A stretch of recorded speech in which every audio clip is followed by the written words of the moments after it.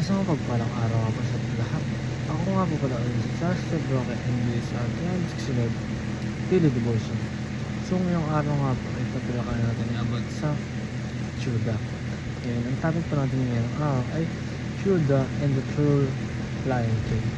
So ang ating pag-aaral ngayong araw ay magtagpuan sa Genesis chapter 49 verses 1 to 28. And ang sabi ko rito ay pagkatapos ay tinawag ng Jacob ang kanyang mga anak at sinabi, magtipon-tipon kayo at sasabihin ko sa inyo ang mangyayari sa inyo sa mga araw na darating.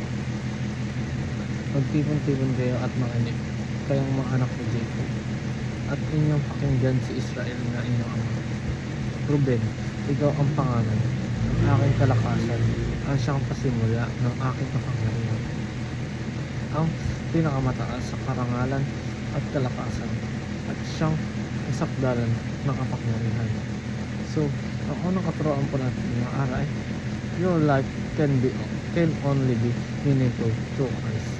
So, sinasabi sa katuroan na ito ay na ang buhay raw natin mga tao na namumuhay dito sa mundo ito ay magiging meaningful lang daw ito sa pamamagitan ni Jesus Christ o ng ating Panginoon sa Kristo. So, kung ang buhay natin ay nakabatay sa kung paano mamuhay ang ating Panginoon sa Kristo, magkakaroon ito ng meaning o magiging meaningful ito. Malilinawan tayo sa lahat ng bagay sa mundong ito dahil na may meaning ang buhay natin at may purpose ito kung bakit nga ba tayo nabubuhay sa mundong ito.